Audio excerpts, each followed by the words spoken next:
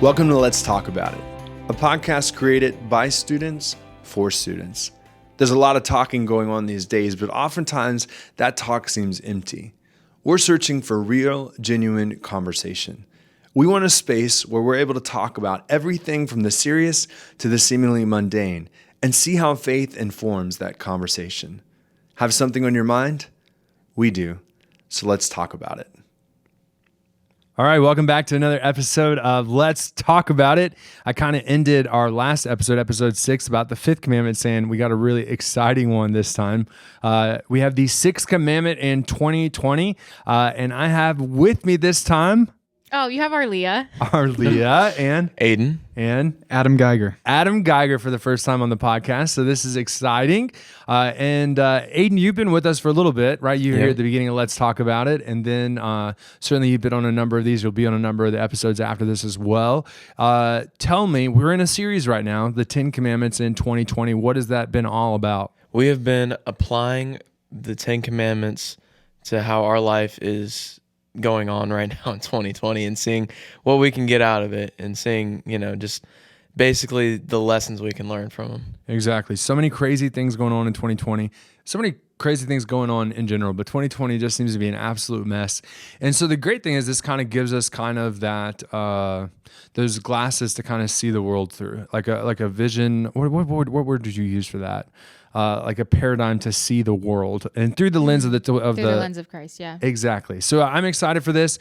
We've been on quite the journey, but guys, I'm going to give the parental advisory for this one as well. So if you're not familiar with the 10 Commandments or the ordering of the 10 Commandments according to Luther, because I think everybody organizes them a little different way. They recorded there in the book of Exodus, just what you consider. It's not like God said, number one, this one. He just listed the commandments and people have ordered them since. But the Sixth Commandment is a fun one. Arleah, what is the Sixth Commandment? Oh gosh, it's about all the cool stuff like sex and adultery and marriage, just all the stuff that we really like to talk about super openly and with everybody, with your dog, your grandma, your mom, your dad. Exactly, yeah, because everybody's talking about committing adultery all the time. Yeah, we love it. Especially Sully. Oh yeah, Sully. Well, Sully and our conversations are very one-sided. Have you talked this reason. Commandment over with him yet? We've had to have some conversations, but most of our okay. conversations are very one-sided. And again, listener, if you haven't heard, my dog's name is Sully. So Sully does not talk back with me, but we have a lot of conversations. Great. So yeah, no, but like this is So it's quite a serious one, and it's one of those topics that, for whatever reason, it's talked about, but it's not talked about. Anybody else resonate with that? I feel like it's like brushed over. I mean, it's like everybody mentions it, but we don't want to dive into it. Sure, and it's definitely taken lightly, especially like for high school, taken at a young age, and it's something that's Sixth Commandment, whatever, commit adultery, what is that, and so, but as you get older, it starts to become more real with teenagers and adults. Sure, because it becomes the reality, right? Your body changes, you're able to actually have sex, right? And so there's different questions you're asking than when you're younger, right? And for those that don't know the word adultery, that's what it means. So adultery is when you have sex outside of that covenant of marriage. Okay, so again, it's a biblical term really, and it's certainly been picked up in law and things like that, but that is what it means. And so God lays it out. You shall not commit adultery. And it's something, so keep talking about this of why do you think, or what, because you said we brush it over. Mm-hmm. You said you don't talk about it, but then it becomes more real. I feel like who are the we? Who's having the conversation? Who's not having the conversation? I mean, I don't know. I feel like in a general sense, you can say that people have a conversation in like certain situations, but like in just like your daily life, like just day to day, you don't really dive deep into a conversation like that because it's just kind of awkward. Well, and so you say certain situations, but what situations would you find the topic of sex in general coming up? I have no idea. Probably something like, what we have here, crew, and conversations where they're organized topics where we are able to come together in like a controlled environment and talk about stuff like that. It's not something like in an uncontrolled environment like school. It doesn't really come up there. Oh, sure. And so okay. So I think we're talking about like very official capacities, like when does the conversation happen? But like, I don't know about you, but like, I do know, like I had friends who were talking about sex as early as 7th grade, So as early as 7th grade, there were conversations about sex and things like that. And certainly just kind of... So many confusing thoughts about it too. Sure. Well, that's the thing is... Not even remotely right. Right. Yeah. Well, that's the thing that kind of strikes me is it's something that's on people's minds, but they don't talk about it, which strikes me and scares me at the same time. Well, it's freaky because I feel like it's only ever addressed when it has become a problem already. Oh, interesting. And we could get way ahead of that curve if we start addressing it and talked about it more openly and kind of normalized the conversation. I like that phrase. So, normalize the conversation. It's not normalizing sex. It's normalizing the conversation. Yeah, because I mean, even when you think about it biblically and stuff, when Satan can get us in shame and guilt and in secrets and darkness, like that's where it breeds. And so if we normalize it and we put it out in the light, then it doesn't have to become a problem. So exactly. That's well, and I think you had some key words in there, right? So there's this level of shame. There's this level of guilt that comes into play. And the fact that it is not a normal conversation to have or not seen as one makes it seem like something. What does the devil do with shame and guilt? It makes you quiet. It makes you not talk about it, especially in safe environments. And so I think of what's the least likely environment you're going to talk about this in, most likely. And I think of it's with parents and kids. I mean, would you agree? Definitely. Like that's the number one place Definitely. where it's not going to happen, which is unfortunate in a sense, because that really is like the best relationship that God gives to people, right? And certainly we talked about in the fourth commandment, that's not always, not all parents uphold that relationship in the best ways, but it's certainly the best gift that we have.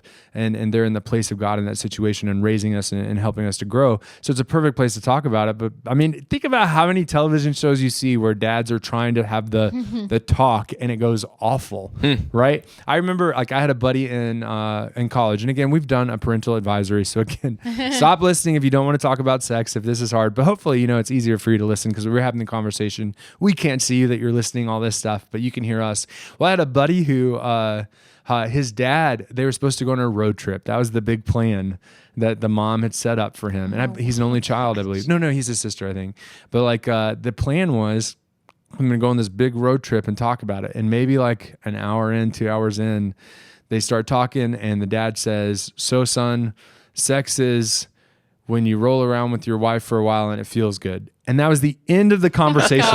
That was all they had for this big, long road trip. That was his description of sex. And certainly when we look from a biblical perspective, there's so much more to the conversation. When we look out into our world, there's so much more of a conversation. It's kind of scary. Yeah, well, so there's a couple of problems that I see with that is parents aren't having those conversations with their kids anymore because their kids are learning from social media and their peers first. Well, in the internet. Yeah. In the internet. I mean, just the internet in general. So the problem is that they're learning false information, really. Exactly. Or, I mean, you talk about pornography, it's all fabricated. Exactly. And then the second thing is because they're not having those conversations, the door has never been opened.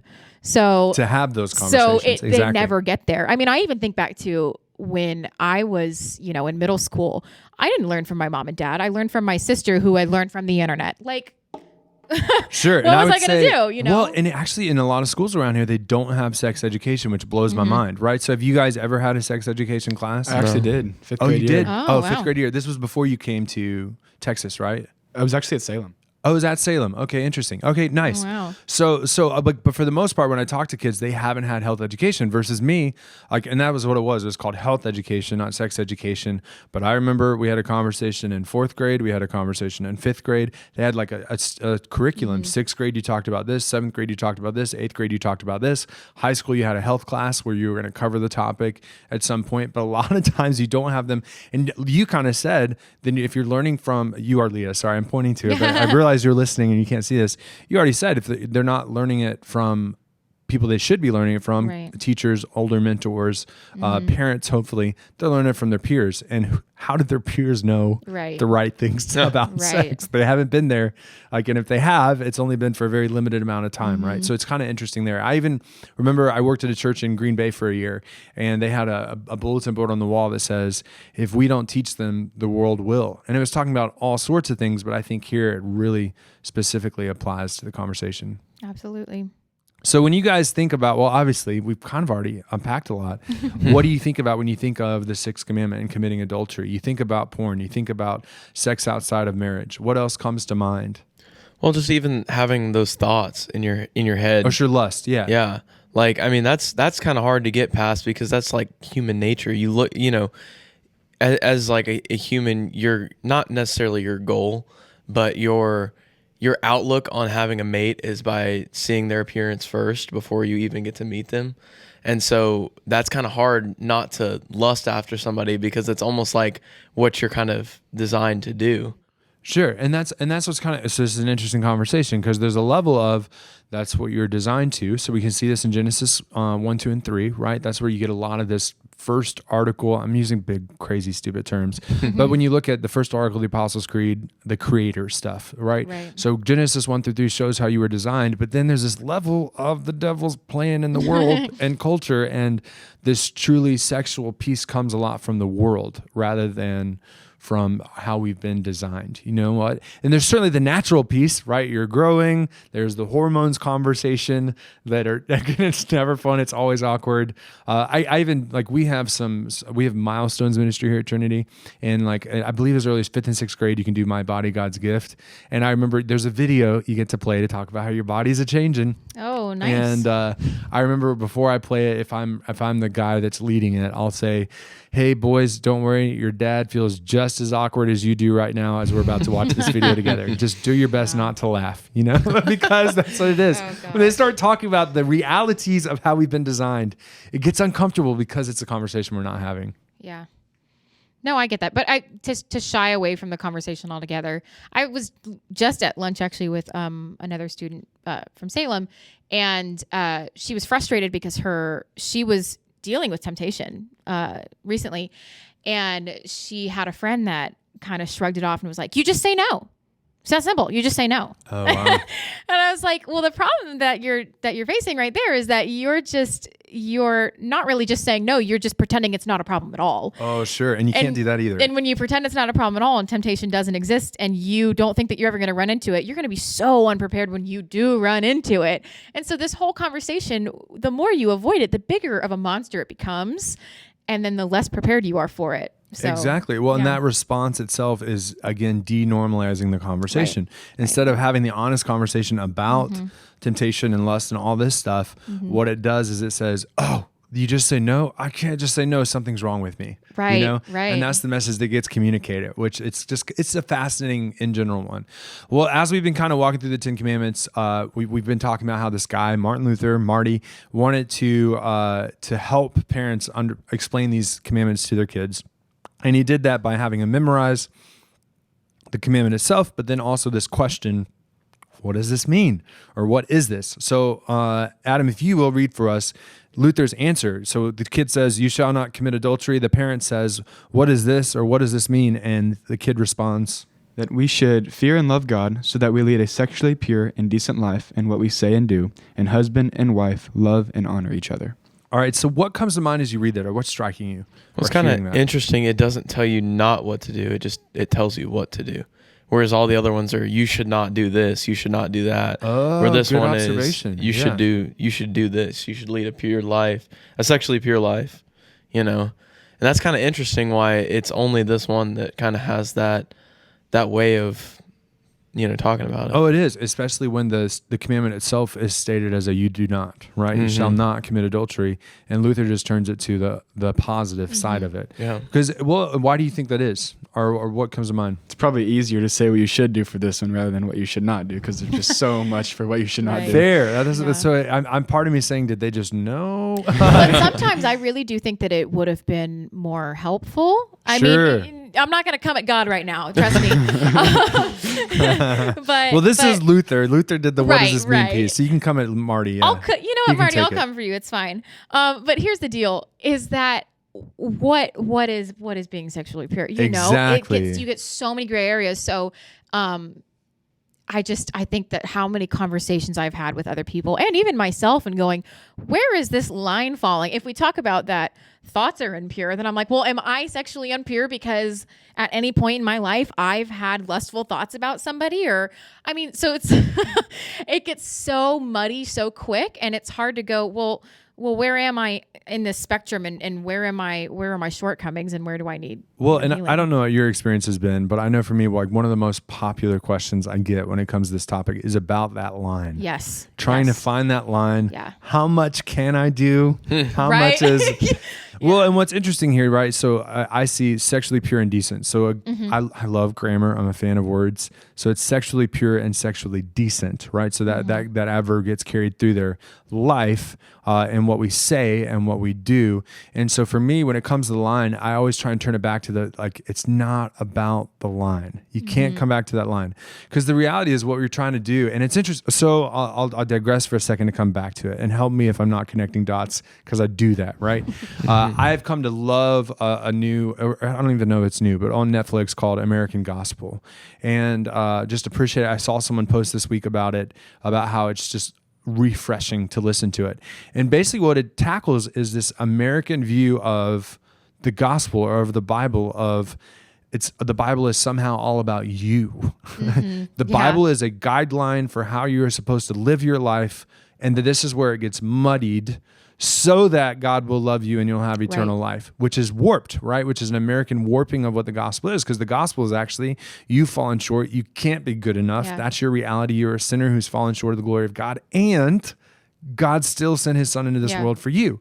And so all of that to say, the point of what we're seeing here is not be good in order for God to love you, but the reality is you're not good and you're going to fall short. So that's the thing, is if you chase after that line, you will always fail, because you're always going to cross that line at some point, even once you know it, because you're going to tiptoe over it. You're going to realize you crossed the line. You're going to beat yourself up. And your line could be very different from what somebody else perceives the line is. Sure. Over and over and over again. So when you rely on, man to tell you where that falls, then it just gets so complicated. Well, and the hard thing about this topic too is that, now it's like, as we're growing up, and me and Adam are in high school, and we're getting to the age where it's like in our, whatever it is, I guess our culture is that, if you aren't this certain type of person in a sexually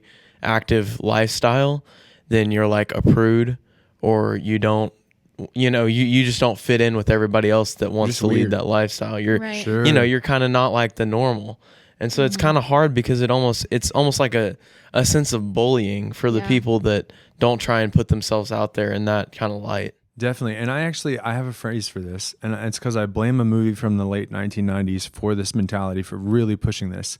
And it was a movie called American Pie, which was the goal of the movie was for all of these guys to have sex by prom night or something. And that was the ultimate goal. And again, of course, it was popular, right? So everybody watched it, and they just imagine, and it's nothing new under the sun, right? I think there was a movie back in the 80s that was a similar thing of just making it very normal to want to have sex as often as possible with whoever you want. And certainly as you watch shows today, like that's a super prevalent idea, right? But that one in particular kind of launched this idea of, you are cool if you have sex, you're normal if you want to have sex. If you don't actually have sex, there's something wrong with you. And so it is so interesting to kind of then look through the lens of the 10 Commandments. And of course, we're going to fall short. It doesn't mean you fall short because God loves you, that whole conversation about cheap grace and things like that. But it's, how do I actually live this out? And ultimately it comes back to this question: why? Why do I want a sexually pure life? What does that mean? Okay, and that's that line conversation that we were having. And then to end it, right? And husband and wife love and honor each other. And I mention all that because I think ultimately the conversation about sex comes down to the conversation of marriage. And again, at this point, we've kind of dabbled into 2020 in recent times, but we haven't even really touched it. We're still just talking about the commandment. And I don't know, Aiden, I don't know if you would have ever heard me. Adam, I might have done it for your class, but have you ever heard my potted plant conversation? The dirt and then... Yeah. Okay. So this is my illustration. So I'm giving away my secrets because I love them, right? Use it, because this made the most sense to me. I was in my first year of seminary, and the pastor teaching the class was telling us how he taught Sixth Commandment to his confirmation students when he was there. I was like, I love this. Let's talk about it. And he had a potted plant in the room, and he took a beautiful plant, right? Wonderful plant. But he took some of the stuff inside, right? And he threw it down on the ground and said, "What's that?" And we're like, "Well, it's soil." And he's like, "No, it's not." And we're like, "Oh, okay. Well, tell me what it is, big guy." And he said, "That's dirt." And we're like, "Okay, what's the difference? What's the difference between dirt and soil?" And he said, "Here's the reality. Inside of the pot, it's soil. because it's nurturing the plant, it's helping it grow, it's feeding it, it's good for it. Outside of that pot, someone else has to clean it up. It's messy, it's dirt. It's not doing anybody any good, it's not benefiting anything. And the turn is, and that is sex. Sex, when it's in the pot of marriage, is great. It is nurturing. We worship the God who created sex, right? Yeah.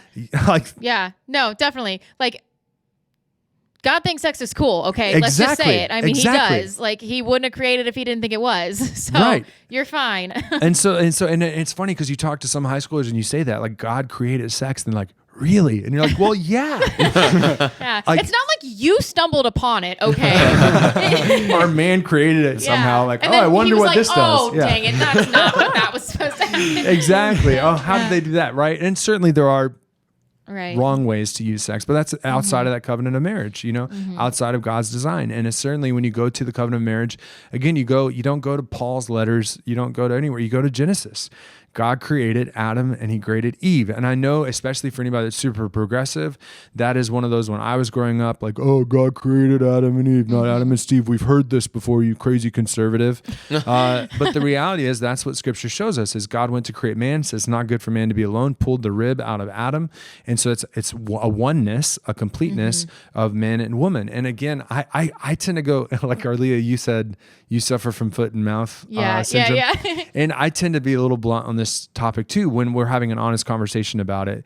And again, when you think about biologically how sex works, like it's designed this way. That's how it was meant to be, for the purpose of creating life too. And certainly for the purpose of intimacy in a relationship and a closeness, because you can't get closer in a relationship than when you're honoring that gift of sex in the covenant of marriage. But outside of it, it's dirt, it's messing things up, it's causing problems and things like that. And so that's just a big metaphor I like to kind of carry through whenever we're talking Sixth Commandment.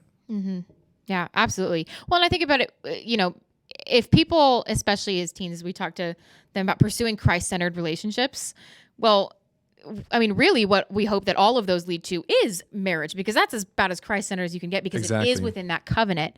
I mean, especially as Lutherans, when we talk about a Trinity being 3 in 1, marriage is like, kind of like a little twin of that. Oh, sure. Man, woman, God. Yeah, right? Absolutely. So, I'm not that great at math, but I can do that. But I just think, when we're talking about dating relationships and for wanting to really pursue Christ, then that's not a piece that he intended for dating relationships. But it's so tough because the Bible is not really a very good handbook on dating. On dating, exactly. Because back then, people didn't date. I mean, dude, how about this? I don't know. There was one time where I was early on in youth ministry, and I had students that wanted a dating thing. So I was like, okay, well, what's a good biblical dating? And I looked it up. And Nehemiah is what came up. Nehemiah. Okay. And why? Tell us more. Because Nehemiah built walls around the city to protect the city. And that's what God does for you, wants for you, is to build a wall around your sex to protect you. It was awful, Arlia, reading through this. I was struggling so hard. I was like, that was the best they got? That is the stretchiest stretch I've ever seen in my life. Like a golden nugget that I had missed all these years. No. It was miserable. And now it was I realize hard. that sucks. It was awful. It was so tough to read because I hear Nehemiah and I'm like, Nehemiah, like, well, this is a whole nother conversation for another day, but Nehemiah is really about the Pharisees and how not to be, right? Yeah. Oh my gosh. Well, I mean, it's really excruciating. So I'm for listeners that don't know.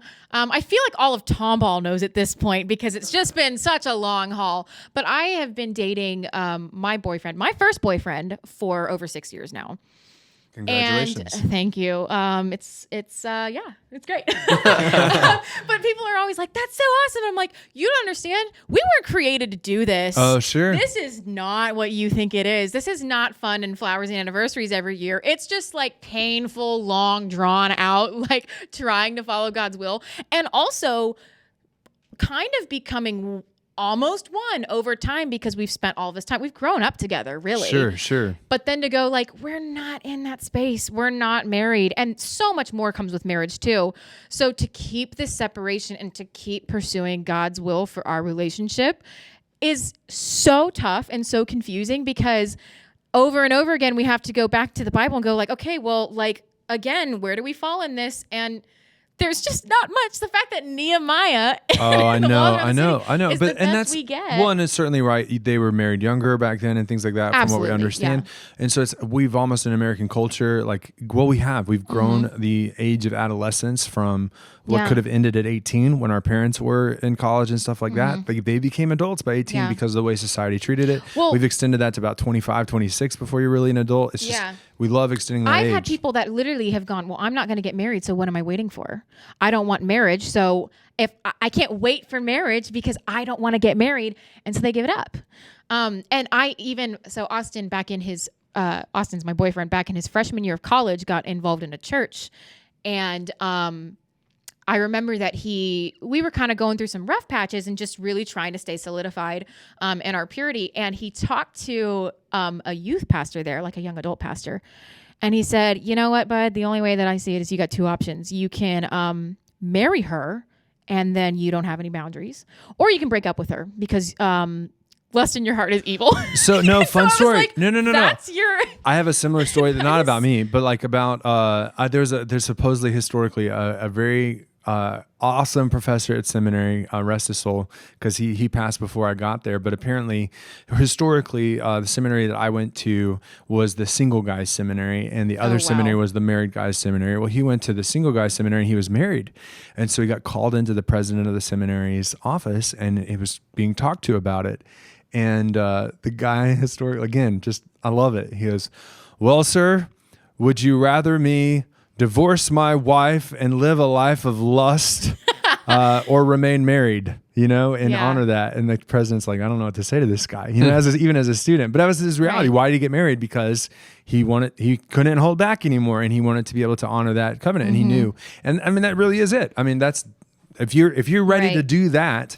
Well, because imagine for you in Austin, imagine if you didn't honor that, and then imagine if after 6 years you break up. Falls through. Yeah. We've always been open to like, okay, well, of course, like we feel like God's provided through this, but it doesn't promise us anything. But it's almost, you know what? God wants a covenant marriage for you, and he wants you to have sex in that covenant marriage. You know what God doesn't want you to do? Marry somebody so you can just have sex with them. Fair enough. Yeah. Fair enough. Like, I'm just going to throw down the gauntlet because I did grow up I was homeschooled. Nobody also, please don't come for me for that. But I was homeschooled. Now, I wasn't sheltered myself, but the people that I grew up with, Tomball homeschool community has grown a lot since I was in it. But there was a whole lot of that going on. And it was just incredibly hurtful and damaging. And it came from a good place. It came from a place of wanting to uphold purity and wanting to do, what God had laid out for us, but extremely misguided. Well, and you're tapping into a word, and I feel like I want to make sure your voices are heard too. So definitely step in, guys, when you hear it. But the word purity is one that has recently come into question in at least youth worker circles before. And even when I got here, it was, is it purity? Are we really going after purity? Is that the word? And I'll throw it out there and see what you think. Why is that a dangerous word for us to use? Because you can't be pure. It's not achievable. We're not perfect. So it's not that we can't be, I'll say that, but it's highly, highly unlikely according to what the Bible says, right? Because we fall short of the glory of God. We are not perfect. So you guys hit it right on the head. Purity is a very high standard that was only met by Jesus Christ.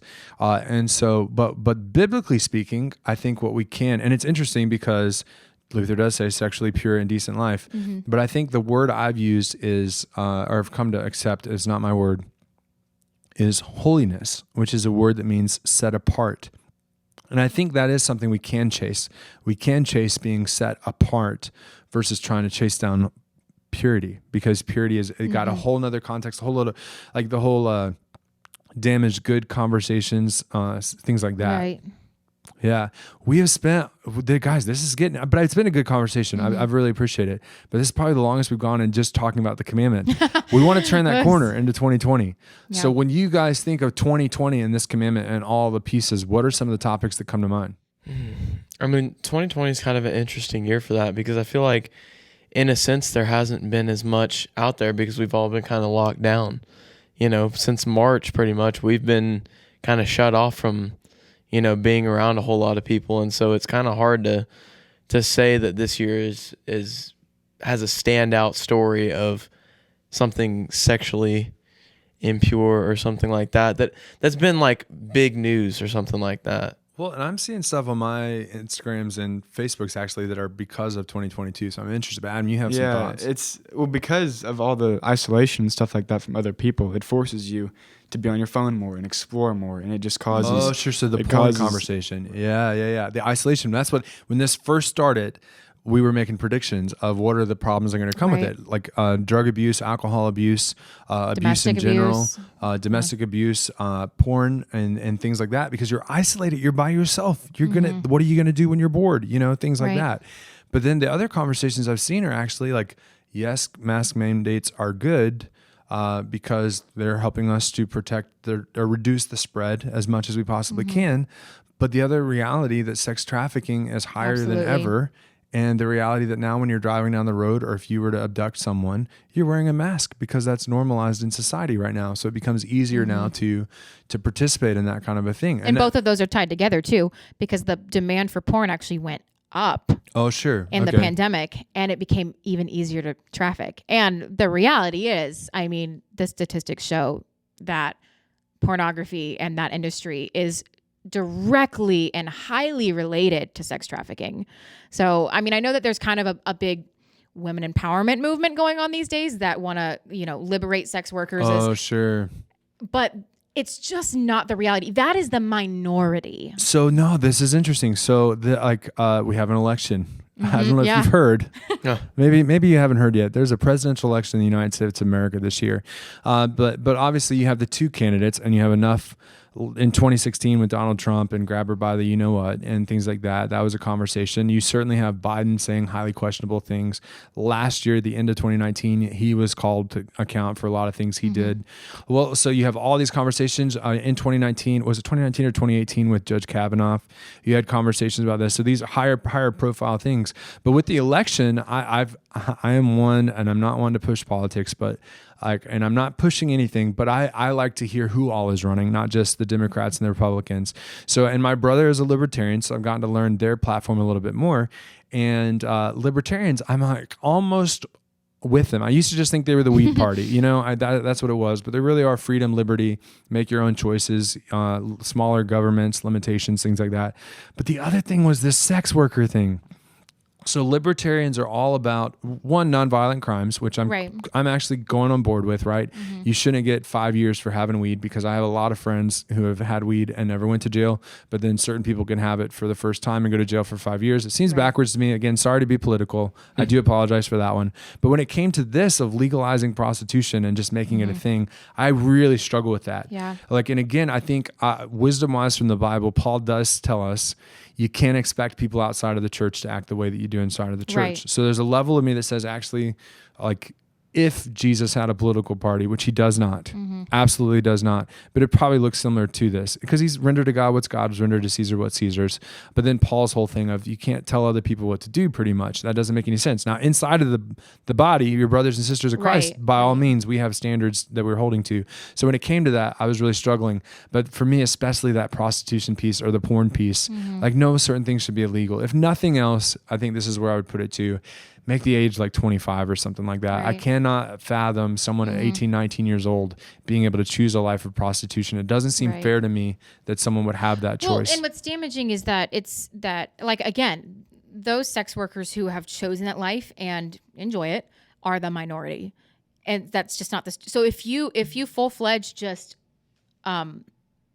make it legal across the board, then you are just creating a wider chasm to cross in defeating sex trafficking. So exactly, and that's the real conversation is sex trafficking. So you know what, I'm, especially as a woman, I'm all about empowering women, but also as a Christian woman, I look at that and I'm like, I don't see that as empowerment for you but again, like you said, we can't look at people outside of the body and expect them to get that and know that and then, drop the hammer on them. So there is a weird kind of like flipping the coin though, at least in my life, right? Because I have chosen this path. You guys talked about it's weird when people choose that path to wait until marriage and things like that. But that is a witness. Like, believe it or not, that is. How do you not do that? That's conversations that I've had to have with people or gotten to have with people is, how do you do that? Why are you choosing that?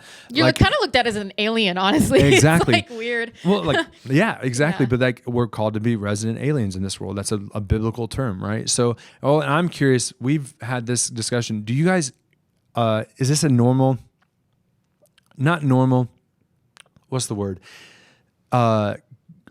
Do y'all talk sex trafficking? Are people having this conversation? What does it look like in the student world? I don't know if people really talk about sex trafficking because I don't think that they notice it, especially in like Concordia. I mean, unless you're in like one of those organizations where they're like really trying to, put a stop or spread awareness to that kind of stuff. In just your everyday kind of walking around the halls, you're not really talking about that because a lot of it is you're not aware of it, especially like in our like little society of Concordia. But one of the craziest things is that we actually had a brothel across the street from our school, your high school, for the longest time.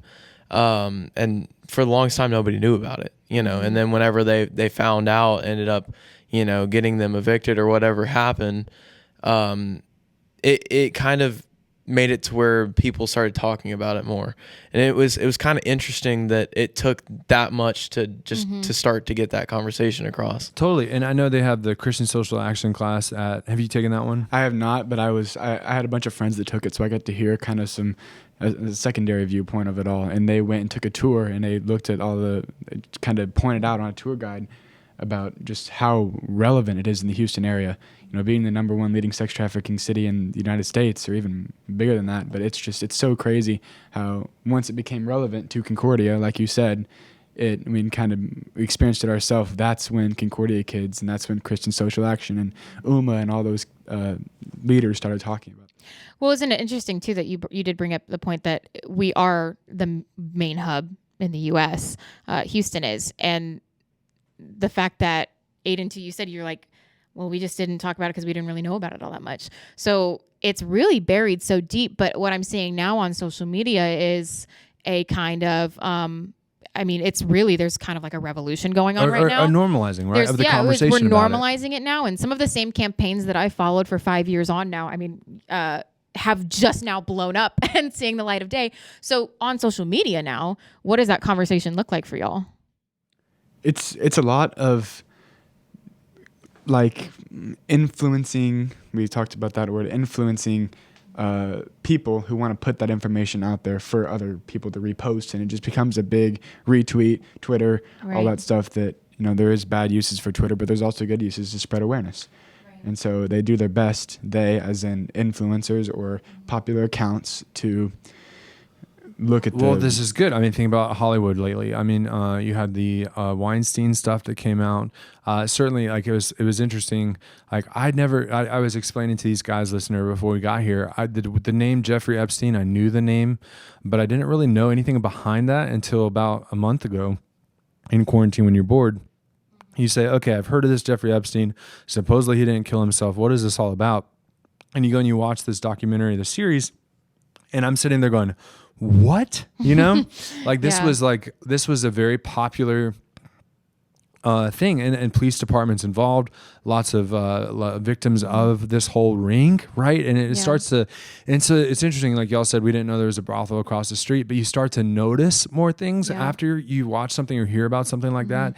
And again, hopefully the conversation's normalized. I know, like an example of this, like when I work in student ministry, especially when I first came in here, like risk management's a big deal for me. And when I typically use that word, what I'm talking about is sexual abuse is an important thing for us to prevent. And so I'm thankful to be here at Trinity, where we walked into a youth building that has cameras in every one of the rooms that students would be in. And when I talk about my rule of 3, and ultimately, and the kids are always like, yeah, so we don't get hurt and things like that. I was like, no, but really behind all of this is we're trying to protect every single person in an event of sexual misconduct and things like that. And even having those conversations are so awkward for adults. That's not a normal conversation to have, for them. So when this Epstein stuff came out, and it is more prevalent, more popular to talk about, it makes us go, we can't ignore the reality of this. And at the same time, the way you talk about it has to be a way that makes people comfortable talking about it. So if someone has a problem, they need to be able to come forward in a safe environment and find help. No, you have to feel like you have safe spaces and people that you can talk to. And part of the thing that I really realized, especially since in 2020 and through the pandemic, so many things have been blown up and brought awareness to. But my thing is that awareness is nothing if the action doesn't follow. So if you're going to raise awareness, and that's amazing, it's amazing, but it doesn't end there, because nothing will end if it ends there, So it's difficult. And I think that everybody is doing what they can at their own pace. I just encourage people to continue, that it's not a sprint. It is a very long marathon. And it is that way just for us as people, but also for us as Christians, like we were sent here on purpose for a purpose. So it's difficult to look at it from that angle too. And you're going to get exhausted. I found myself very exhausted on social media lately and going, there's just so much out here. What do I even tackle? But like you said, like the more that we talk about it, the more we do, again, normalize the conversation and open up doors for people to feel comfortable even coming forward, and bringing up some of these things that in ways that they've been harmed or experiences that they've had. Oh, sure. Oh my gosh. Yeah. Well, that's the Me Too movement, things like that. Right. I think one of the biggest things that's kind of scary to me is, like you said, how prevalent it is in especially Houston. But you think about like the money side of that, like that could control, the entire city of Houston, and you wouldn't know about it. True. And it's just it circulates through, and you don't know what's clean money and what's dirty money, and it's kind of one of those things where it's like you never know when there's going to be a full stop to it, because of how rooted in it is. Well, and it reminds me of how much people are trying to stop the conversation. So like I'll bring up, it released the final season this year, 13 Reasons Why, right? And when that first came out, very controversial. I was here my first year of ministry, and everybody was making such a big deal. Don't do it. You see someone commit suicide, it's not good for health and things like that. It received a lot of negative press for a lot of reasons, a lot of various reasons, and certainly we don't want to normalize the act of suicide, but the conversation and around fetishize it too. Sure, you don't want to do that either. Sure. Well, I watched the season and I started realizing why there was because I watched it because kids were watching it. I need to be aware. And I realized, and at least in my brain, maybe you want to call this conspiracy theory, but it is what it is, why there was such negative, don't let your kids watch this. Because ultimately I said that even that first season was not about suicide. It was about rape culture. Right. And because if you don't know, sorry, spoiler alert, but the main character who committed suicide was raped and witnessed another rape as well. And so because of that, sought help, did not get help, and chose to take her life to complete suicide in that moment. And that's tough. It's so hard to watch. But that was the story. And lo and behold, seasons 2 roll out, seasons 3 roll out, seasons 4 roll out. Is the topic of suicide there? Like certainly the lingering conversation is there, but it's more and more about rape culture and things like that, and the prevalence of exactly what we're talking about. And so my theory proved correct, whether it was conspiracy or not. They wanted to have a normalizing of the conversation about sex and sexual abuse and sexual conversation, so that people who are victims could come forward and have the conversation and feel more empowered and feel self-love and things like that. So it's fascinating. It was really fascinating because it was something that was not, if you would have had that when I was in high school, like you did not talk about that. We didn't. I didn't know who was having sex. I didn't know who was. I didn't know like what had happened. You never know somebody's story and things like that. And so there's so many things here in 2020. I mean, we have a plethora of notes here about other things we could talk about. I mean, sexual identity, sexual preference, sexual orientation, sexual attraction is again trying to pull us away from this conversation about marriage. And again, I can only imagine someone with an opposite viewpoint in mind listening to this and saying, why are you shaming any of this? And actually I'm trying to liberate the conversation so we can just honor it. And I hope that whoever's listening and might feel that way can respect. I have a perspective that comes from my convictions that are found in the Word of God. That's where I'm at. And I totally recognize people are having other ones, but I'm just asking for a normalization of the conversation for Christians at the very least to say, why do we believe this? Why do we hold to it? And what are the challenging pieces of it? Let's just talk about it, because ultimately that's where we're going. And I think about culture. I think about television. I think about, TikTok. I think like every new thing finds some way for sex to come into it. You know Snapchat. what I mean? Snapchat. I didn't get Snapchat for the longest time because wow. I heard it was about just trying to do sex stuff, because you could snap a picture and then it goes away. And in reality, nothing goes away on the internet. Yeah, exactly. Yeah, it goes away, put the air quotation quotes. marks. Yeah. It was, But it's just such a fascinating, and I'm sure there's other dark parts of the web and Right. dark parts of the phones that I don't even know about. I just learned recently that people can mask the apps on their phone, like the icons. That was a new one for me. Parents, make sure if you're listening, like that's a thing. And it can just talk with your kid about it, For right? me too. I just learned this. I had no idea. But like Yeah. that's the thing, is you want access, you want to, instead of talking about it, instead of working your way through it. And I don't know about you, but at least in the conversations that I've had with people, and you guys have probably talked to friends and things like that, but when you don't talk about it, it eats away at you, and your friends find themselves in a depressed state, and they don't have a positive self-image because they feel so bad about all this. So that's why I want to normalize the conversation with it. And I think something to add too is that from a kid's perspective, obviously, I'm 18, but I'm still a kid. From a kid's perspective to an adult, if you're going to have this type of conversation with your kid, you shouldn't try and force it on them. You should let it go at their own pace. But you also shouldn't make it to where it's something that we don't talk about. Exactly. You that it's shouldn't- inaccessible, Yeah. Well, and totally. And people ask me, when do I talk about this with my kids? I say, easy, when they talk about it. Yeah. So instead of like my kid says, mommy, what's a sexual term?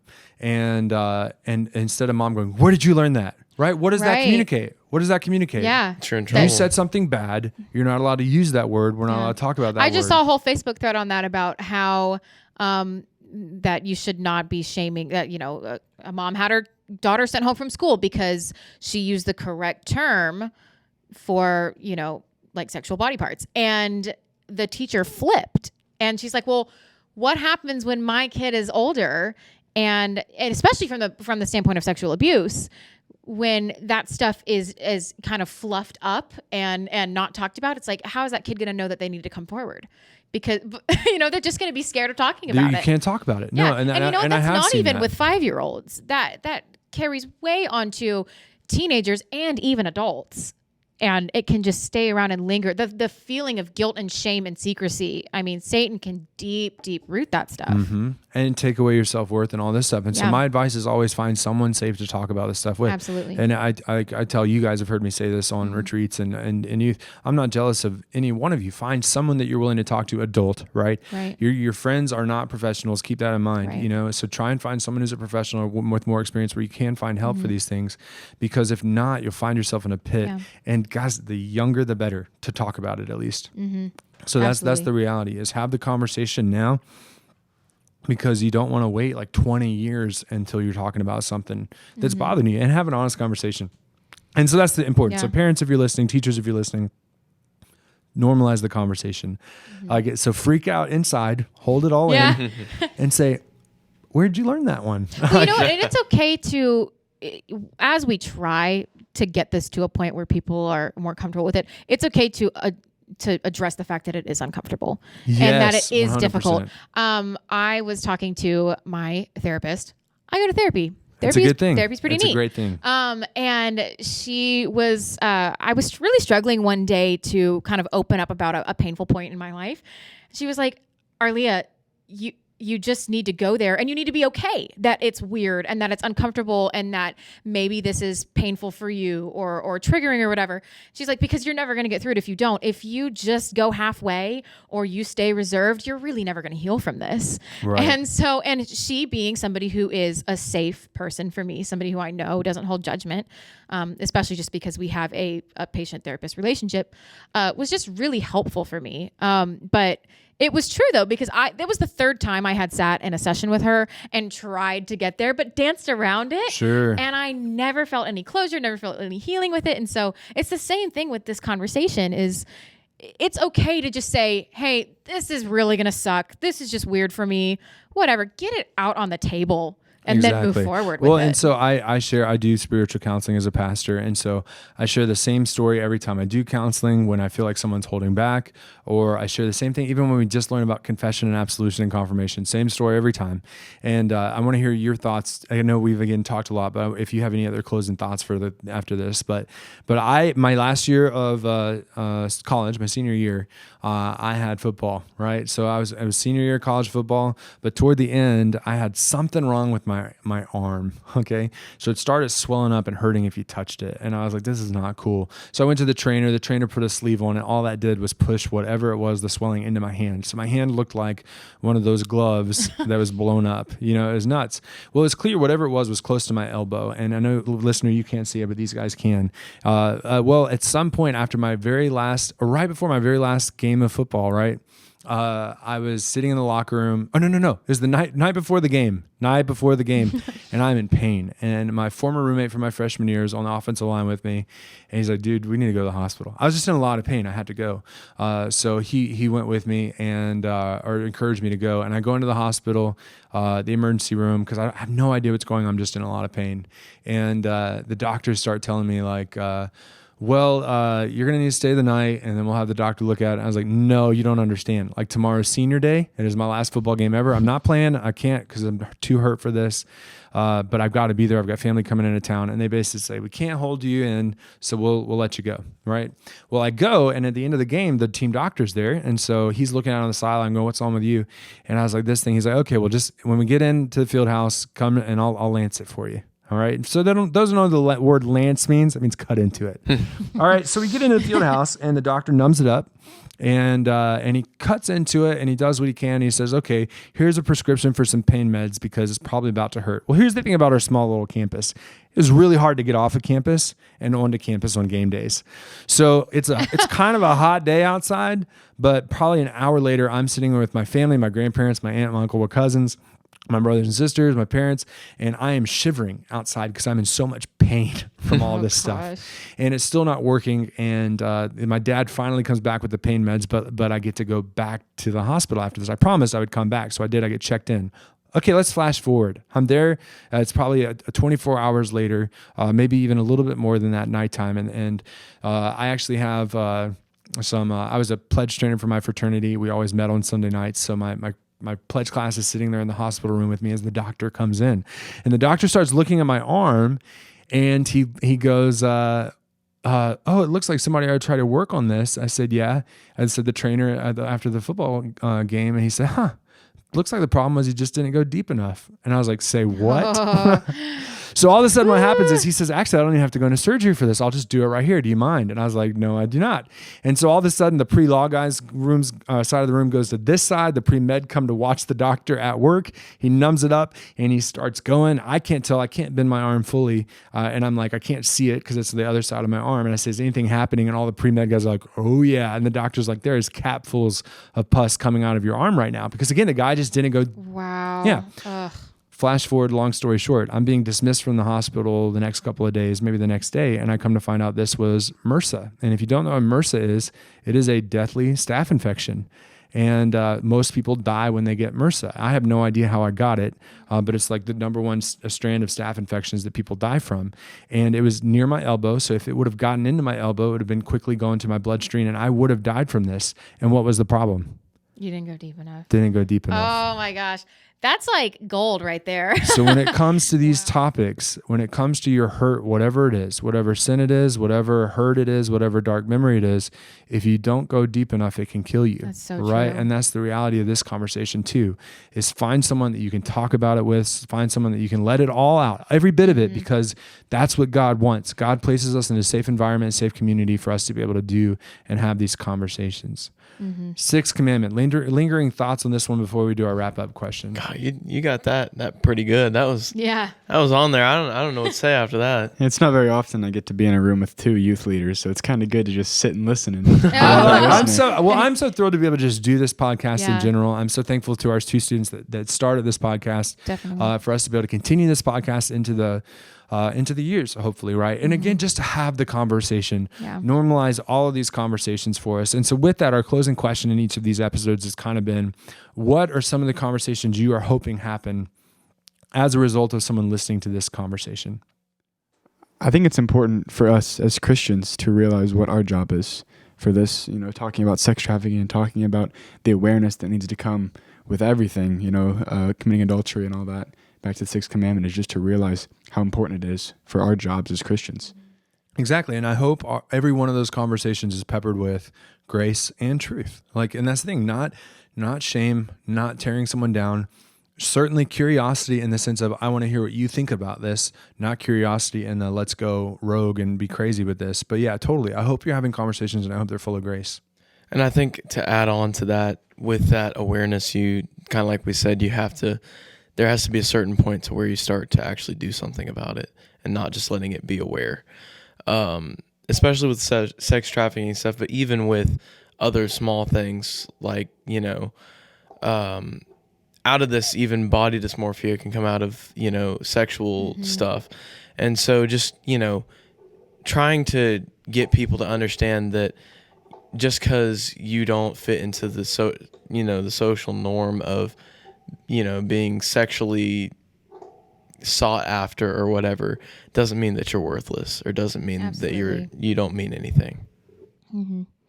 I think for me, just again, coming from a long-term, very loving relationship. I know that I sighed earlier, but it's just because it's funny. But coming from that and having my own struggles in a relationship, I hope that more students and just more people in general are feel okay and comfortable to talk about the things that they might seem that aren't that big of a deal, but turn into a bigger deal later in their relationship. So I hope that people, when they're struggling, with the line that we talked about, in a dating relationship, that they don't throw their hands in the air and give up because it's not as clear as we would like it to be in the Bible, but that they keep pushing forward, keep talking to people who, maybe have a little more wisdom about it, having people pray for you about it. Totally. So many times over, and like I said, my relationship with Austin, and as long as it's been, and how much God has provided, it's just been more of a testament to the people in our lives and not us, people in our lives,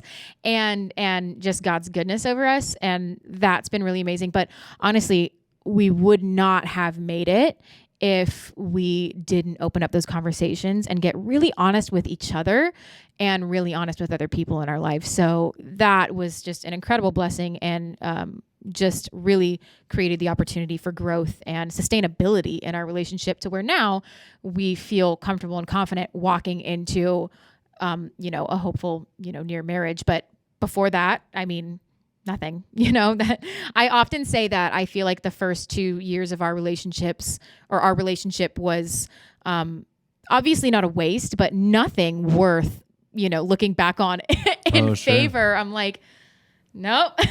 It all came after just brutal honesty and vulnerability with people who cared about us in our life, and Christ. So, But that's not in the book of Nehemiah. What's that? Yeah, it's not exactly. in the book of Nehemiah. No, we looked and it wasn't there. And I think some of the words you just used, I'm hopeful for honest conversation, for genuine conversation, for grace-filled conversation, especially with parents and kids, and a willingness to be vulnerable. That was a word you used as well, in conversation about these things just across the board, because God truly does love sex. He created it, and God loves marriage too. And he has a design and a plan, not so that he will love you, but because he loves you, he has a design and a plan. And it works well when you're following his design. And we've all experienced that. And I hope that's what we can kind of take with us into our conversations, and try not to be scared of the conversation, but to kind of embrace it where it's at. So thank you guys so much for joining us today, listener. Thank you for making it through. This will probably go down as our longest episode in the series, but that's okay. I hope it was a beneficial one for you, listener. Definitely send us your questions. We're hoping maybe later this fall to be able to do a Q&A about these things. But until that time, continue that conversation. Talk about it. Thanks for joining us. We hope you have enjoyed this episode of Let's Talk About It. Thank you so much for listening. Be sure to give us a follow. You can find us on your favorite podcast platform, the Trinity Klein app, or both Instagram and YouTube at TK Crew Students. Have a topic in mind you'd like us to use as a theme? Let us know. Let's talk about it. We'll see you next time.